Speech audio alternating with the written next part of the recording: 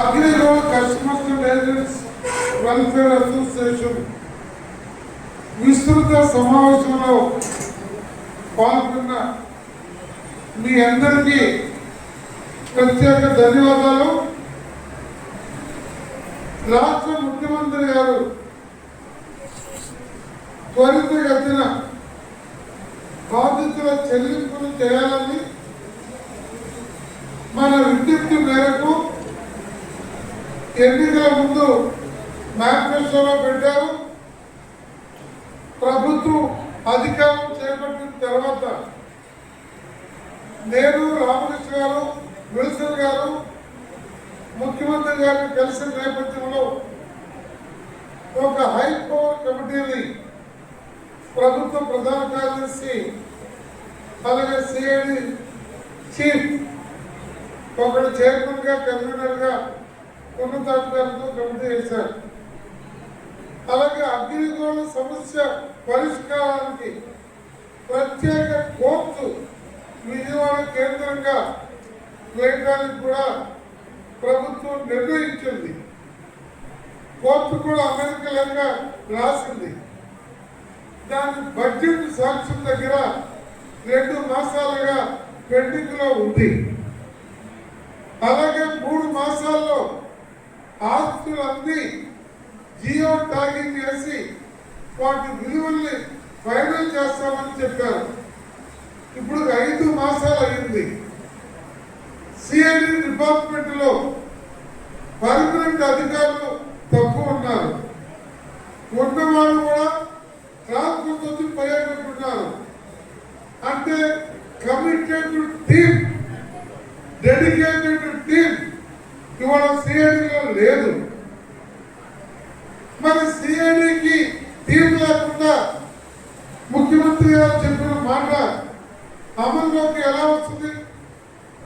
అలాగే ప్రత్యేక కోర్టు ఏమని ముఖ్యమంత్రి గారు చెప్పిన తర్వాత బడ్జెట్ ఇవ్వడానికి 3 మాసాలు సమయం పడితే ఈ ప్రభుత్వం ముఖ్యమంత్రి గారిని అప్రదిష్ట పాలు చేస్తున్నట్టు మరి ప్రధాన కార్యదర్శి గారు కానీ సిఐడి చీఫ్ కానీ లేకపోతే ఆర్థిక మంత్రి కానీ మరొకరు కానీ ముఖ్యమంత్రి గారి ఆదేశాన్ని క్షణాల్లో అమలు జరపాల్సిన వాళ్ళు కాలయాపన చేస్తున్నారు. వాళ్ళ సొంత పనులు చేసుకుంటున్నారు. సీరియస్ గా ఈ ప్రభుత్వానికి ప్రతిష్ట పెరగాల, 32 లక్షల మంది అగ్రిగోల్డ్ బాధితులకి పూర్తి న్యాయం చేయాలా అనేటువంటి ఒక కసి పట్టుదల ముఖ్యమంత్రి గారు లేదు. ఈ దశలో మనము మరోసారి తీవ్రమైనటువంటి పోరాటానికి పిలుపు ఇవ్వాలని దాదాపు 50 మంది 26 జిల్లాల నుంచి వచ్చిన వాళ్ళు ఇక్కడ బలం ఉంది తమ ఆవేదనని చెప్పారు. అయితే ఈ ప్రభుత్వం మేనిఫెస్టోలో చెప్పినట్టు ఇలాంటి త్వరితగతిన చర్యలు తీసుకుంటుంది. పూర్తి స్థాయి దండయాత్ర చేయాల్సి వస్తే ఇంకో నెల 15 రోజులు ప్రభుత్వానికి సమయం ఇద్దాం. ఈలోపు మన రాష్ట్ర నాయకత్వం ప్రత్యక్షంగా ముఖ్యమంత్రి గారి అపాయింట్మెంట్ అడిగి వారితో 10 నిమిషాలు కలిసి మన గోడు వెలవస్తున్నాం. మన ఎర్రి స్వామి కనేకల్ నేను సచివాలయం ముందు ఆత్మహత్య చేసుకుంటానని పదే చూస్తున్నాను. తప్పని వారిస్తున్నాను. ముఖ్యమంత్రి ఉప ముఖ్యమంత్రి లోకేష్ గారు టీడీపీ ఆఫీసు అన్నింటిలో దరఖాస్తు చేశారు.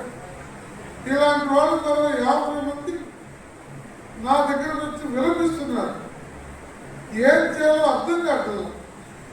పిల్లల పెళ్లిళ్ళు పెళ్లిలో పెట్టుకున్న వాళ్ళు ఉన్నారు. ఆ మాటకు వస్తే మన ప్రధాన కార్యదర్శి తిరుపతిరావు గారే ఈ ప్లాట్లు రాకపోతే బిడ్డ పెళ్లి చేయలేని పరిస్థితి. ఇలాంటి వాడు దాదాపు 500-600 మంది ఈ పెళ్లిల గురించి నాతో చెప్పినటువంటి వాళ్ళు ఉన్నారు. మరి ఈ పరిస్థితిని మనం ముఖ్యమంత్రి గారి దగ్గరికి, ఉప ముఖ్యమంత్రి గారి దగ్గరికి తీసుకెళ్ళాలి. కొండ మన దగ్గర రమ్మంటే రాదు. ఇప్పుడు కొండ దగ్గరికే మనం పోవాలి. మన చివరి ప్రయత్నం అడిగి ఆ తర్వాత పరిష్కారం కాకపోతే అక్టోబర్ 15 తర్వాత ఏ రోజు నుంచి అయినా తీవ్రమైన పోరాటం చేయడానికి ఈ ఒంగోలులో జరుగుతున్న ఈ రాష్ట్ర విస్తృత సమావేశం ఏకగ్రీవంగా తీర్మానిస్తుంది. ఇది రాష్ట్ర వ్యాప్తంగా మనము విజయవాడలో మనం పెట్టే కార్యక్రమానికి 20,000 మంది పైచలకు హాజరవుతామని వివిధ బ్రాంచీల మండలాల వారందరూ కూడా చెప్పారు. అయితే ఈ ప్రభుత్వం ఓటు అడగకపోయినా మేనిఫెస్టోలో పెట్టి 2 కీలకమైన నిర్ణయాలు తీసుకొని ఊళ్ళో తిరిగి అధికారులను పురమాయించి జియో ట్యాగింగ్ చేస్తున్న నేపథ్యంలో మనం ముఖ్యమంత్రి గారికి వారి దృష్టికి తీసుకెళ్లకుండా మనం తిరుగుకోవడం కాకుండా ముఖ్యమంత్రి గారు కలిసిన తర్వాత మనం తుది ఆలోచన చేద్దాము. ఖచ్చితంగా ఈ సమస్య పరిష్కారం కావడం కోసం జిల్లా స్థాయిలో అయినా మండల స్థాయిలో అయినా రాష్ట్ర కమిటీ ఆలోచించి ఒక పిలుపిస్తే ఆ పిలుపుని మీరు వేలాదిగా పాల్గొని జయప్రదం చేయాలని చెప్పి ఈ సందర్భంగా కోరుతున్నాం. Thank you.